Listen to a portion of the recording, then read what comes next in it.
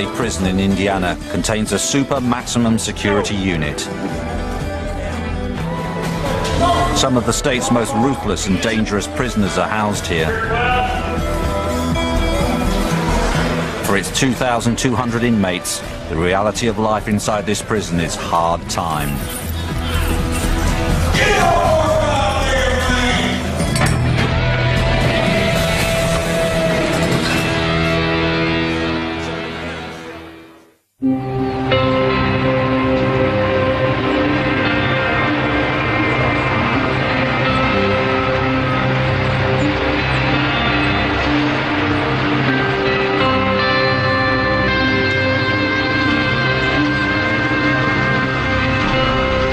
Prisoners don't always leave their crimes behind when they enter the gates of Wabash Valley. We've had a couple homicides. We have a lot of assaults. This is a subculture in here. We have the same type of crimes that you have in the streets. Manual, what range? 2 J1s, 1 J3.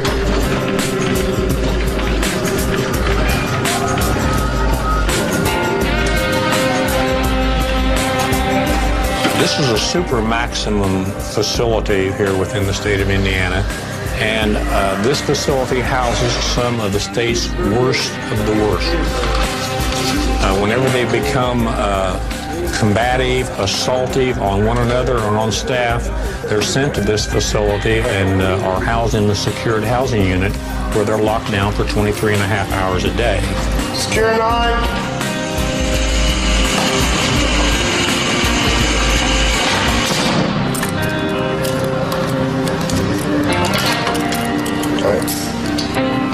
As head of internal affairs, Don Tyler, a former detective, is the prison's top cop. He and his unit investigate any crimes committed within the facility's walls. Tyler.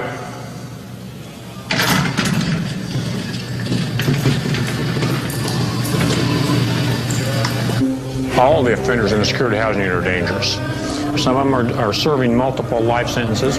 They have nothing to lose, and this is the end of the road for them. Recently, we had a situation where 3 offenders on the rec pad feigned an injury to one of them and requested a nurse. Instead of the nurse responding, 3 staff members responded to the door on the medical emergency. At the rec pad door, when the officers came to check on the medical emergency, they ordered the offenders to cuff up. For their own protection, not knowing that the door was jimmied, the offenders jerked the door open and come charging out with their shanks, slashing and cutting at the officers. The officers started backing up towards the core door in order to escape the attacking offenders. They were putting their hands up, taking the slashes and cuts to their arms and their face. At the door, a tug of war ensued where the officers out here were trying to pull this officer on into the core area. The offenders had a hold of him pulling on that side. After the tug of war at the door, the officers were able to get out into the core area and get the door secured. Thus, there weren't any injuries, but the officers could have been killed if they hadn't got out this doorway. Dan Haskins was the officer being pulled through the range doors by his colleagues. He suffered a stab wound to his shoulder.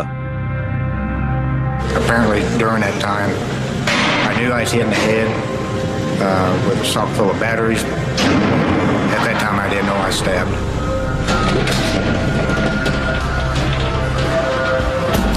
There's always a touch of fear. Working here, if you haven't got a touch of fear, you don't need to be here.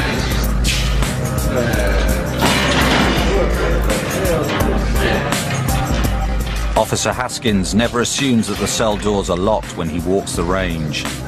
He knows they can be jimmied open by inmates, ready for a fight.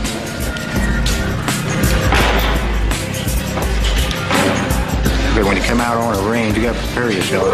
Something can happen. That a door can't open up and that offender can't come out. These guys get out, in which it has happened. They're going to come at you with the intent to hurt, maim, or kill. You have to keep that in the back of your mind, that this is prison.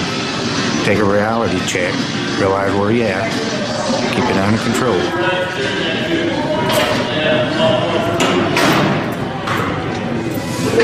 Staff have to be ever vigilant while working around these offenders. You never know when they're going to go off.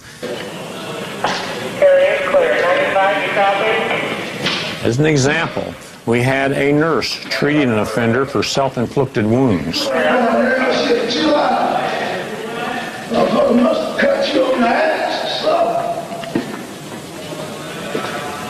The offender I was working with in the SHU was not emotionally stable.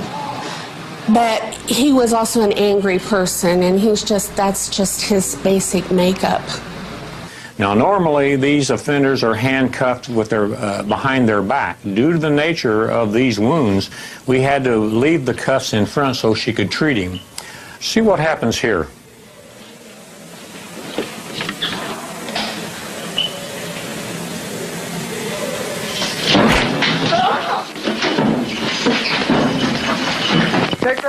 He had threatened me 2 hours before he hit me.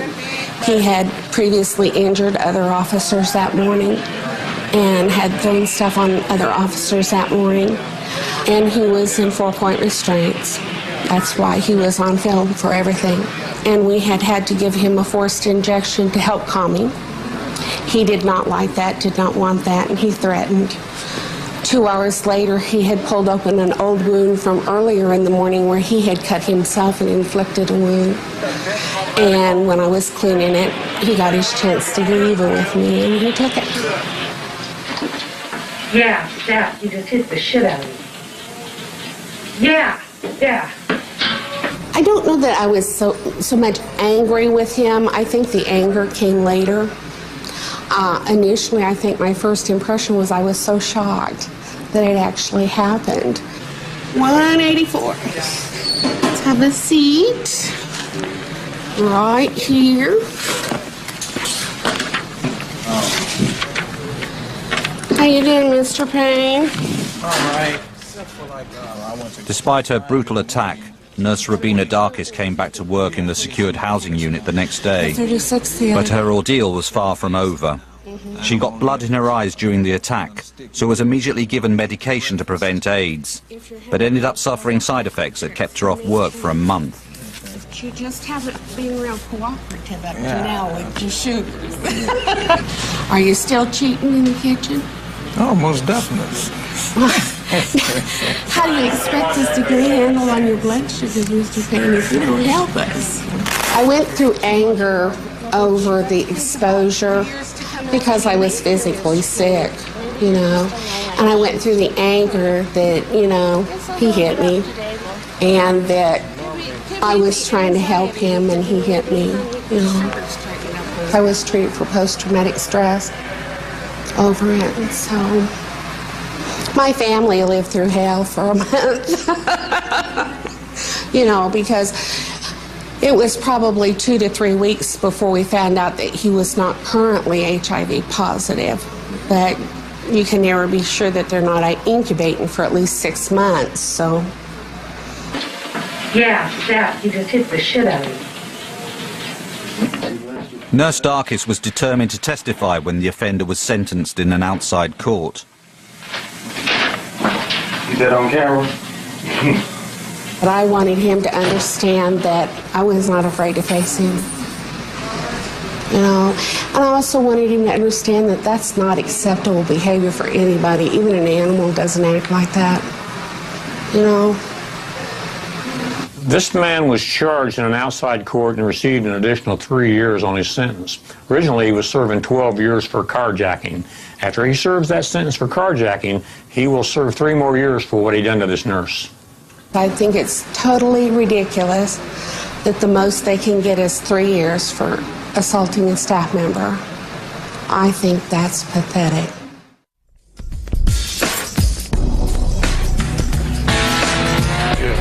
Big Tom was saying that he was going to give you a run for your money now. You know, Yeah, on deadlift record. Yeah. Yeah. Think it's going to get you? Nah, Hey, you going to rise to the occasion? Nah, I'm gonna rise to the occasion. Yeah. You know, Yeah. we didn't work as hard for nothing to be champions. It's nothing, you know. It's the final night of the prison's weightlifting competition.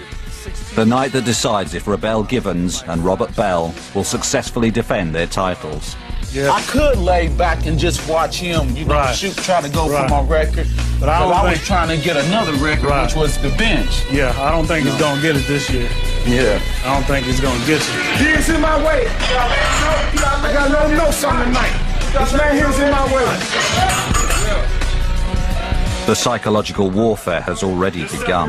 Man from the boys, Yes, sir. This is set by 100 pounds. When I hit this 535, 540, he's got to go 635 or 640. Hard to get you. Yeah. Got to stay focused. Woo-wee. Can't go out too much energy trying to wait for it. Got to go and get it. Got to go and get it. Don't talk about it. Be about it. You ready? You gotta be about it, ready? You got to be about it. Don't talk about it. Be about it.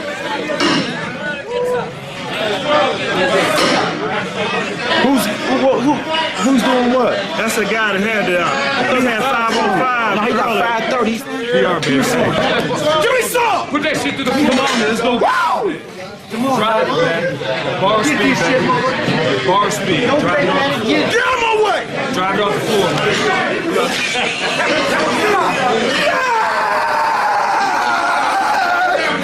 Yeah! I see you, baby. I see you, baby.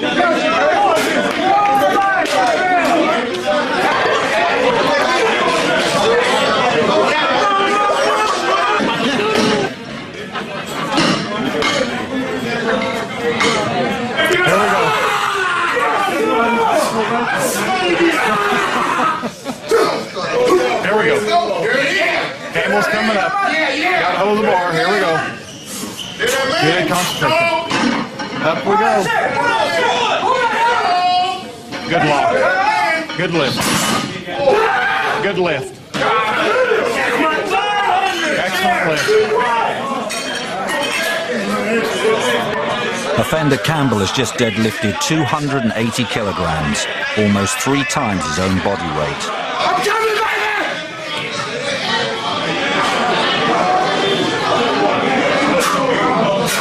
How you like, baby? How you look, baby? Look good? You run this here. Huh? You run this here, my guy. A lot of people think that this is all brute strength.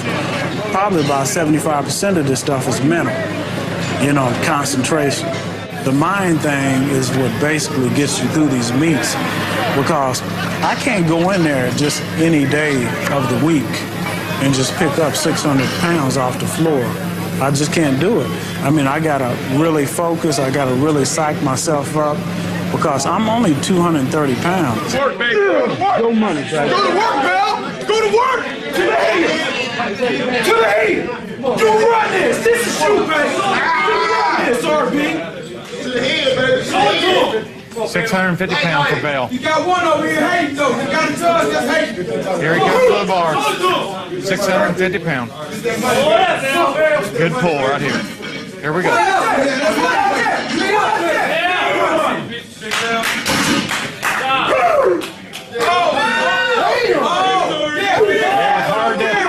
Hosanna! Hosanna! Bless this man come in the name of the Lord. Hosanna! Hallelujah! Hallelujah! 565, right? Givens up to 565. Good concentration. Here we go. All these guys, Bell, Givens, they're already at the professional level without hardware that you can get on the outside. When you lift on the outside, you have suits you wear for increase your strength, and they don't have those, and they're doing the weights that those people are doing without it. So if they get supplementation and the proper apparel, they could do a lot more weight.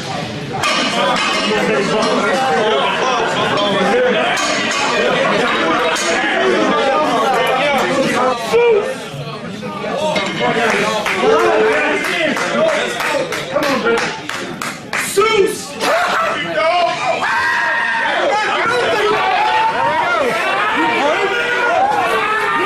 Campbell's coming up for 615. There he comes. He gonna stampede like a bull. Here we go. Here we go. He's a coming. Here we go. Here we go. See what he's got. We're gonna find out what he's got. Here we go. He did not even get it hard off the floor. Campbell, known affectionately on the inside as Soup, may have blown this lift, but he's already outlifted his competitors. Yeah, he's got the competition tonight, and he burned him. He got him. I'm the master! Come on, DJ, let me know! In the name! Let me know the master! Yes, I am! 600 pounds for Hankins right here. 600.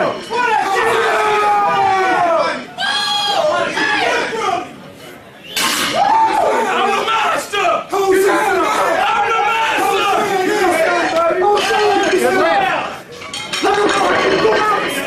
Couldn't have got a better lift. Hankins was perfect. 10 more pounds. 10. You just gonna get stronger as it go. What you want? Try what you want. 665, baby. Get money. Yeah, I'm going 665 on this. This is it. This is my last one. It better be perfect. Come on, let's go. Turn on the light, Bryce, and talk to it. Turn on the light, Bryce, and talk to it, baby. Pull that shit up. RB, you run this, man. This is your event. This here is your big brother. I'll visualize my lift. I'll walk through the whole lift in my head. I will actually complete the lift in my head before I'm even out there at the meet. So when I'm at the meet, then tunnel vision comes into play. I don't see nothing else, don't hear anybody, don't see nothing but that bar. It's me in that bar, and I just go and execute. It's all about a mind game. You gotta psych yourself up. No pain, no gain. Griffin, not putting enough weight on the bar.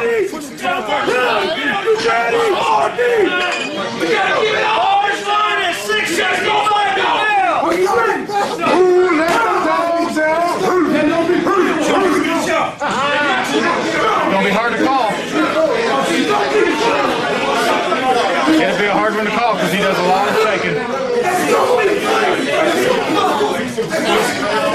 And he's gonna shake like a leaf in a 100-mile-an-hour wind. There we go. Good concentration right here.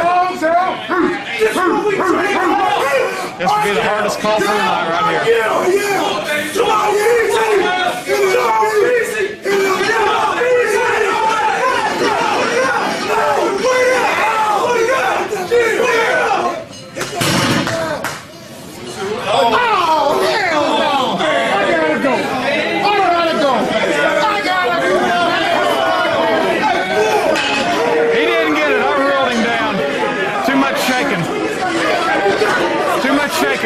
I can't give it to him. That's too much shaking. The side judges might be able to see it different, but too much shaking. Looks like the bar from here, sitting there up and down. I can't give it to him, so it went down.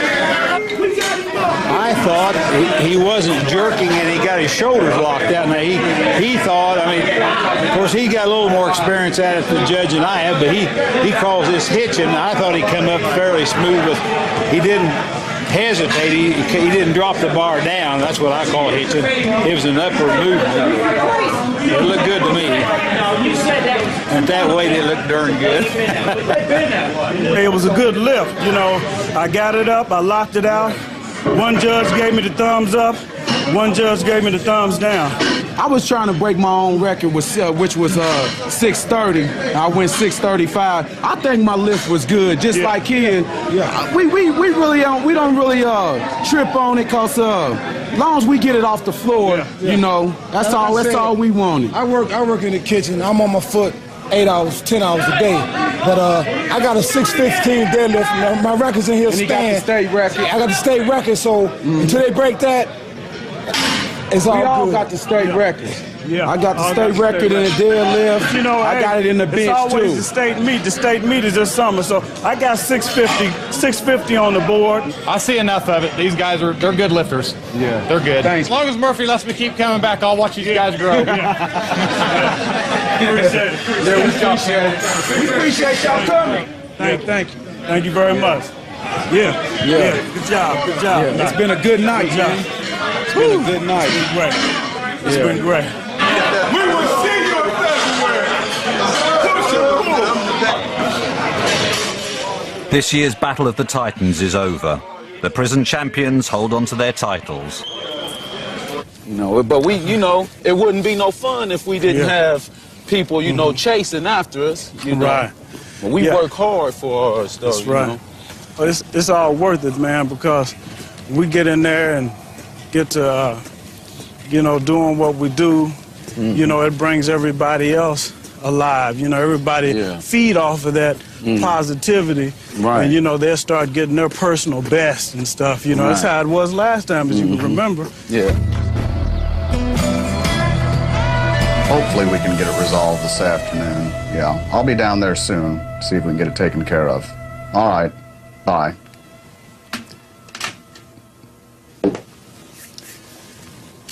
We're going to try to settle our bug case today. As litigation liaison here at the facility, I generally have about 200 pending lawsuits at any given time. Many of them turn out to be quite frivolous. We had an offender who filed a lawsuit against us claiming he had vermin living in his lower intestines and that we were negligent in not locating the vermin living in his lower intestines. Another one that springs to mind is an offender who had lost a portion of his finger, committing the crime that caused him to be incarcerated. And once he was incarcerated, he wanted our medical staff to amputate the rest of his finger, even though it worked perfectly fine, and the medical staff saw no medical reason to amputate it, so he sued us to go to court. So today we're going to try to get the bug case resolved before it goes to court. Prison lawyer Lee Heffling has to defend every lawsuit against the institution. Come in. Alan. Mr. Heffling, are you here for your bug? I'm here for a bug. I hope it's our bug. I hope it's Mr. the right one. Burton's bug, I understand. Right. Well, I've got these bugs that the chaplain collected, bugs and medallions and things. Well, I've got to have a medallion, too. Do you I guess this is going back over a couple years ago that he actually got these things. Well, do we know which one's Mr. Burton's? I think the little critter's right in there. Well, I'm sure Mr. Burton will give it a close examination. Okay. You think we can go ahead over to the custody control unit? Yes. All right, well, let's go and see if we can get Mr. Burton to pick the bug for us.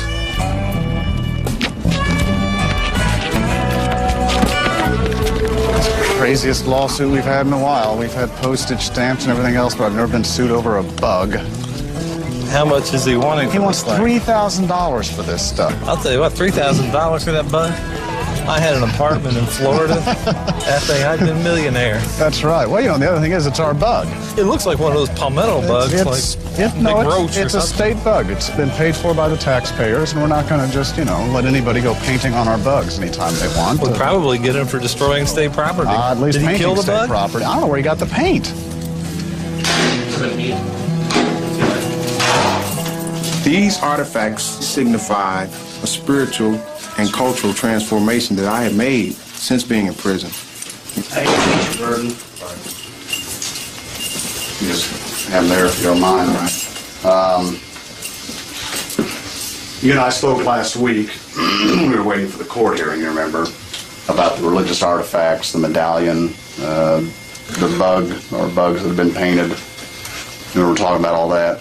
Okay. Yes. And presuming we've got the medallion and bug, whatever it is that you are wanting to send out, Correct. then I'm going to ask you to sign basically an agreement that says that you're willing to release all claims against the state except for court costs, but otherwise you're going to release us from any claims that you would have in this lawsuit. You're not going to seek any damages. You filed this thing, I think wanted $3,000 in damages. Right. And I feel, that I deserve, some type of,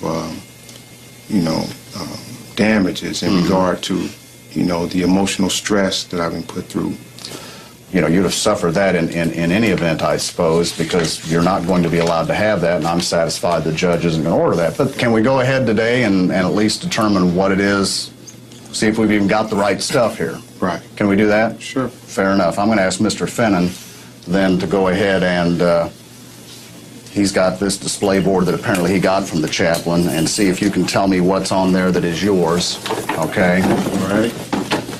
Now, this isn't trick or treat, you know. I don't want you to grab at everything, so, you know. Okay. It was this item here. Can I turn it over? See the other side? Sure. Yeah. Okay. It was this item here. Can I turn it over? Mm-hmm. Yeah. It's been cut. Did you have to cut that to search for something or something? I don't know how it was cut. Was it cut when it arrived? I don't recall it being cut. I never looked at the back of it. Mm-hmm. Looks like it may have been cut to be searched for, you know, maybe some type of drugs or some other type of. And I believe we've got a painted bug. Do you know anything? It's not painted. It was just preserved. I found it on the yard, and okay. I just liked the way it looked. It's preserved. It was a beetle. Right. So that's really our bug, right? Pardon? That's our bug. Well, actually, it's nature. Mother Nature's bug. But it's on state property, right? Yeah, it was found on state property. Okay, just check. Yeah, those are just preserved bugs that I seen. It was a spider, I think, a big old, beautiful preserved beetle, and a large ladybug. And I just kept them just because, you know. I mean, my contention, I guess, was that even though you were asking for $3,000 damages from the court at that time. Well, see, that was with the assumption that these articles, you know, had been lost. Or, yeah, okay. I wasn't going to have them returned. You know. Okay, well, you're not going to have them returned technically, but you're going to have control over where to send them. Exactly. That's all I've been wanting that from day one. Well, but you apparently want more than that now, because now you want mental stress and strain damages or something. Well, that's negotiable. Well, okay, you tell me. I mean, I'm willing to recommend that $35, how much do you have to pay in court costs to file the lawsuit? Well, actually, I filed indigency and actual amount. So do you have any court costs out of pocket you had to pay? Yes. Yes, but it was a minimum amount. The judge only had you pay a portion of it or something? Yes. Okay. It was $9. $9. Actual claims cost was the court cost and fees was $9. I'd be happy to reimburse you or to recommend that the state reimburse you for the $9. Okay, now, it was $12.05 worth of copies that I had to make in dealing with this whole situation. Okay, what are your out-of-pocket costs? Not your stress and strain. I'm not here to talk about that. Okay, my out-of-pocket costs. Right. You know, taking in consideration, I'm getting to mail those home. I'll take care of the postage on that, okay? So don't include that. All right. My out-of-pocket costs, I have $24.02. $24.02. $24.02. I'll be happy to recommend to the state that they reimburse you the $24.02 if we can agree that we're going to go ahead and send this stuff out today and we can tell the court that we've reached an agreement. Okay. But if you want damages for your mental strain, I'm not in a position to agree to that. I wouldn't even recommend that, and we'll just have to let the judge make that decision. Okay.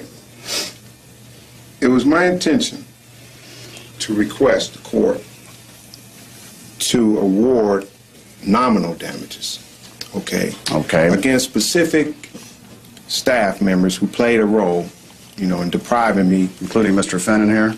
No, no, Mr. Finnan's not even implicated at all. I didn't even know he was involved. I saved you, all right? If nothing else goes right in this, I saved you, yeah. Okay, now who else? Sure you don't want to throw Finnan in on this? No, Finnan's safe. If you'll drop all those nominal charges, I won't press charges for you killing the bug, okay? Well, actually, I didn't. I found them dead. Can you prove that? Well, can you prove they were alive? I can prove he's dead now. You said he's a state bug. He's definitely dead. I was going to also request that the court award exemplary damages. Right, against Chaplain Kern. Mr. Norris Kern. For $200. In the amount of $200. I mean, you've rung my bell already when you're over the $200 against Chaplain Kern for punitive damages. There's just no way I would recommend that, and even if I did recommend it, there's no way I could get approval on that. Right. Okay? I understand. You know, I have lots of stress and strain every day, too. Well, what is your limit? What do you think? I can make recommendations, but you know, they have to pass the SMILE test with me. That is, okay, what is the SMILE test? The SMILE test is if I can make a recommendation to the Attorney General's office without actually breaking into a smile, then I'll do so. So far, what you've told me, I would actually probably start laughing before I could get the whole recommendation out. I mean, you know,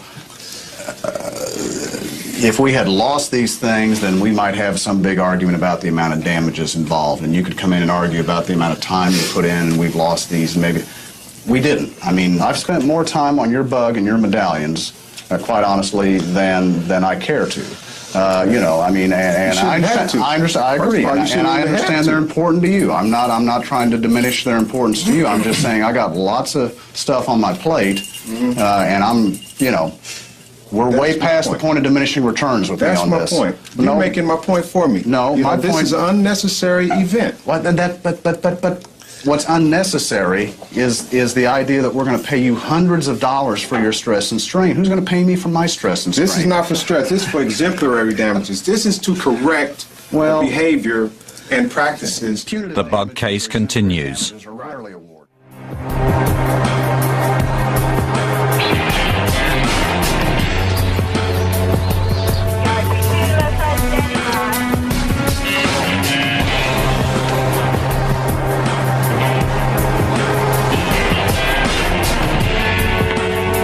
The yard is the prisoner's playground. But it's not just a place of exercise. This is also where the prisoners go to take care of business, legal or otherwise.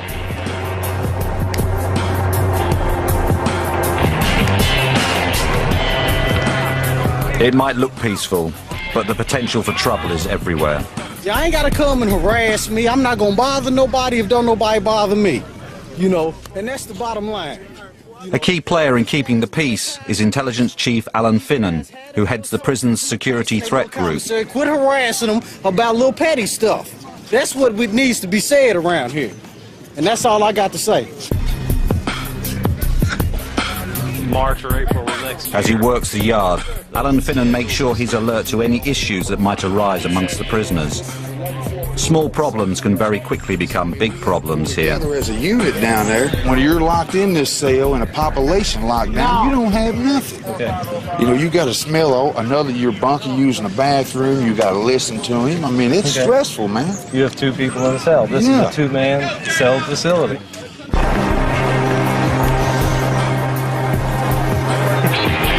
The security threat group has to be ready to react to incidents anywhere in the prison, anytime. Where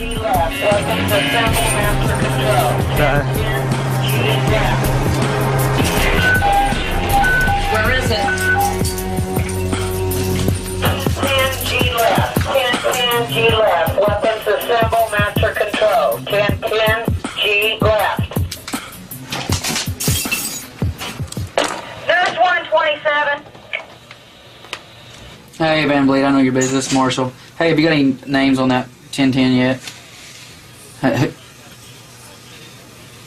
How many they got brought in yet? And oh, you got one in D now? Okay. Did he look like he was pretty seriously hurt? Do you know what their race was? Okay, that's what I wanted to know. Okay, thanks, bud. All right.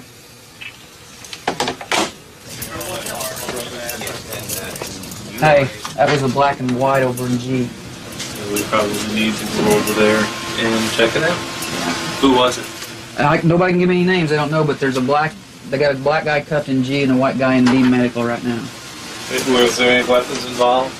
I know there was injury. I don't know what about weapons yet. No one knows anything just yet, so we need to at least check it out. Let's go that way? Okay. I'm gonna get my hat, One thing that we have to do immediately respond to any possibility of the racial issues because it's a much greater problem, white versus black. Riggs. And they took the other guy out before I came to see him. Took him out to where? They're both down here in V-Seg. Is there one of them still in medical? No, they're both in the No, they're both, both from me. Yeah. Hold me! Hold me! Probably the greatest issue that we have, or the greatest fear that we have, is for it not to be a gang issue or a security threat group issue, but a race issue. Because when it becomes a race issue, it's not the disciples against the vice lords against the Latin kings. It's the disciples and the vice lords and the Latin kings uniting against the Aryan Brotherhood, the Aryan Circle, the Ku Klux Klan, and a white supremacist group.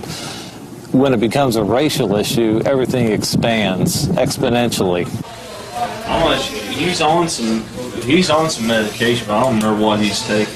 I just ran them both on OIS, and Van Blaricom is a confirmed Aryan Brotherhood, 1, 5, and 8. Riggs is unaffiliated. Riggs has he's in for theft conversion. He's got a rape charge. I don't know the details of that just from the computer. So I suggest we can pull him out.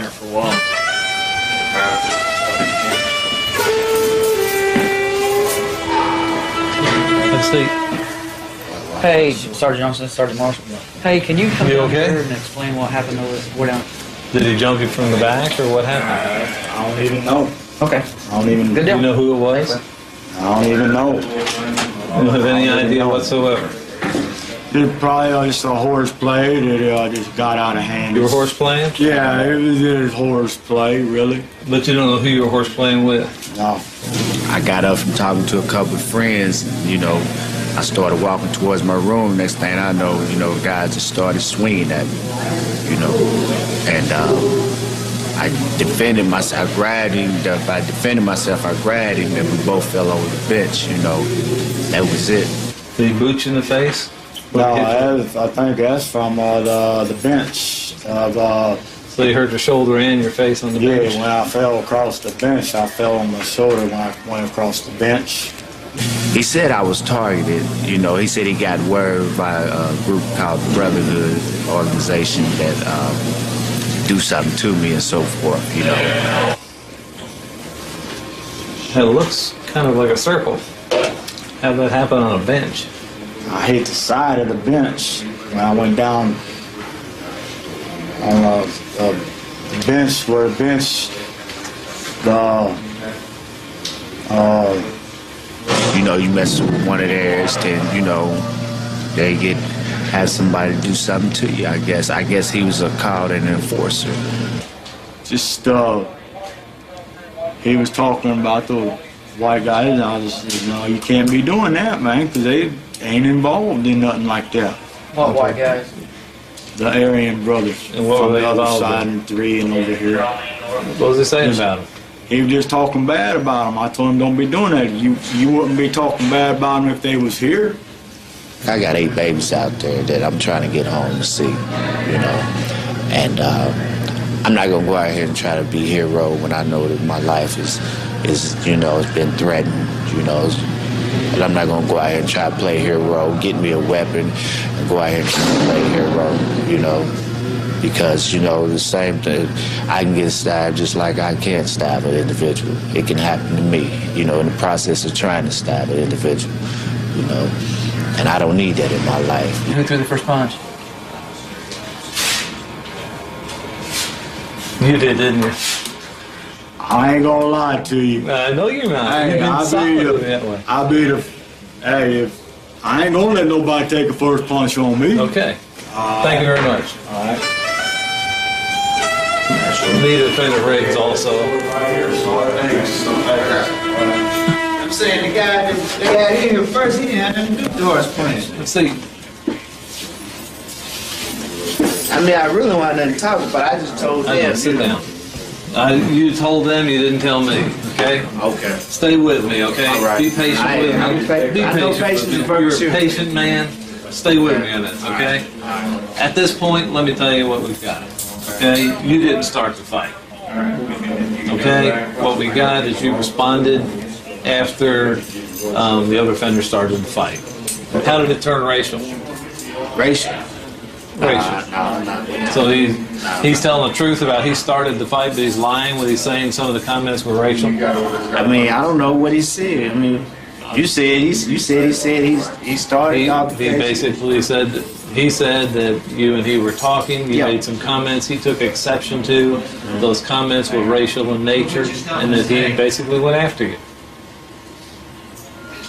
No, I I don't have no problem with being no racial thing, you know. You don't have a problem with what? No. I'm white, believe that the white should rule the world. We're supreme and the chosen people. The white people, they just stay with the white group. Blacks stay with the blacks, the reds stay with the reds. Just like that. My whole family's Klan members, so it's just pretty much, I was born in that way. What did you say that set them off? Quote yourself to me. I mean, what I say. What did you say just before you went off on We it? was talking about a game, you What know, game? and What game? Football game. Which one? San Diego and Oakland played last Okay. night. Yeah, San we was Diego talking and about the Oakland game. played last night. That's the game you're talking about? Yeah. He let that bitch word come out of his mouth. And it's here in prison, you don't do that in prison. That's one thing that you don't do is call another man a bitch. And when you do, you're just asking for problems. I mean, he liked San Diego, I like Oakland. I said they was bums or something. Who was bums? San Diego. You just were talking about a football game. Just Yeah. They were bums. Yeah. Is this the first time you've lied to me in this conversation? I never mentioned it. I think in this conversation. That was the first time I lied. That you've lied to me in this conversation right now. I don't believe in lying. Then why are you I don't doing think it? I should Then have to why lie are to you you. doing it? Then why are you? I'm not lying. I don't think I should have to. Let's move away. You're done. I mean, I can't. I'm telling y'all what y'all want to hear. So I don't know. No, you're not. That's exactly what you're not doing. True. That's okay. Okay. Say, y'all don't do what y'all want to do anyway. I mean, so That's right. Going back. I know it's reverse psychology. I'm up on psychology.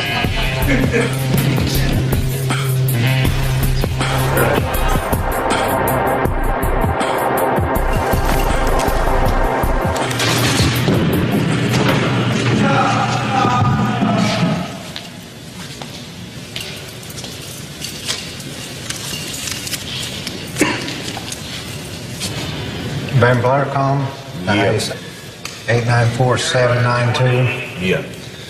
You've been charged with committing a battery upon another person without a weapon or without inflicting serious injury.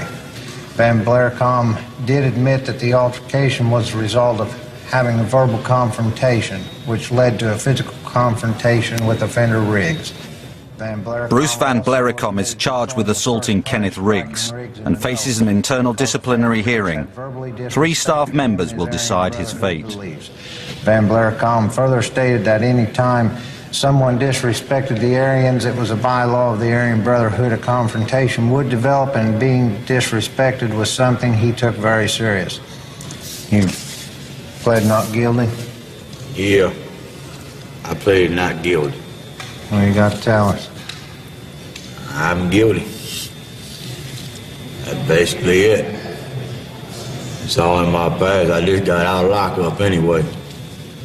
I ain't been out about 6 months. I ain't even been out a month. For what?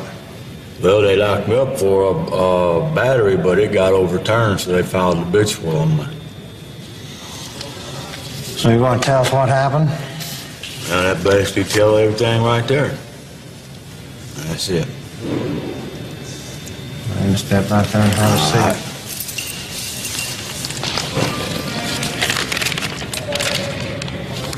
He admitted he's guilty. He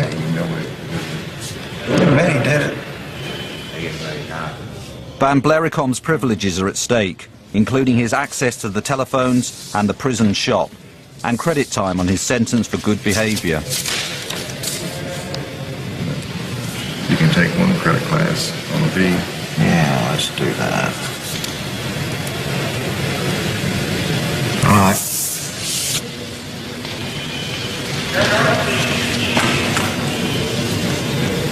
Board believes conduct report to be true and accurate and accepts your amended plea of guilty. Written reprimand, don't fight. 2 months phone loss, 6 months disciplinary SAG suspended, and demotion from credit class 2 to credit class 3. All right. Thanks.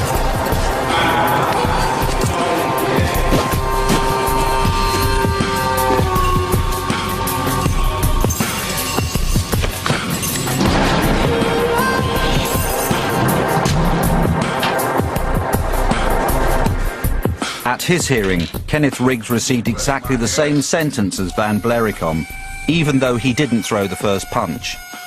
Since that hearing, Riggs claims there's been yet another incident where he was verbally threatened.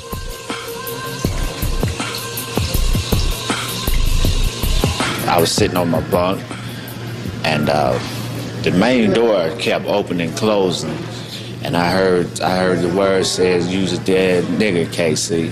You know, KC, the exact words, "KC, you're a dead nigger." I would consider it very dangerous and very serious situation that I'm in. That's not been taken serious from this hearing, from the administration. So I don't go to rec. I don't even go on the rec yard, you know, because I fear for my life. I think it is exaggerated, in my opinion. We looked into the remark. We didn't think that the remark was made. We investigated, prepared a report, and passed it on to the assistant superintendent in that area and the superintendent. And we also checked his background, and his background is such that he has been wanting to move from this facility for some time now. He's not happy here, and in some ways, our belief is that he was using this as a reason to try to be transferred from this facility. Negotiations to settle the Bug case continue. I just don't think this rises to that level. So if you want to make a reasonable demand on me, I'm What is reasonable? Well, I don't, what's reasonable is we send this stuff home, we dismiss the lawsuit, I'll get your out-of-pocket expenses reimbursed for you, and we all live and learn. You learn not to wear items that you shouldn't be wearing. Would you be willing to do this? Well, I don't know. Would you be willing to recommend the $2402 out-of-pocket cost and $30 in damages? No, probably not. There's a reason why I'm asking for specifically $30. Why? Explain to me how do you come up with $30? The facility has assessed a $30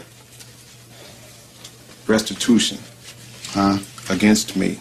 I got nothing to do with that, Mr. Burton. I noticed. This is why I'm just explaining. All right. The $30, I'm asking to balance the scale. Tip the scale here. Balance the scale. It's got nothing to do with this lawsuit. I understand that. Okay. But that was the reason you asked me for what price. You asked me for a number. Right, and I thought we reached it a minute ago, but now you're telling me you want $30 on top of that? Is that where we're going? So you can balance the scale, as you put it? Yes, to balance the scale of justice. Well, okay. You know. That's what I'm talking about here. It's about justice for me. Actually, this whole thing is about justice. I'm talking about the law. And the law is that I can't settle something that has nothing to do with this lawsuit this lawsuit. But it does in regard to damages. All right? Now, I was just saying, I would just ask your recommendation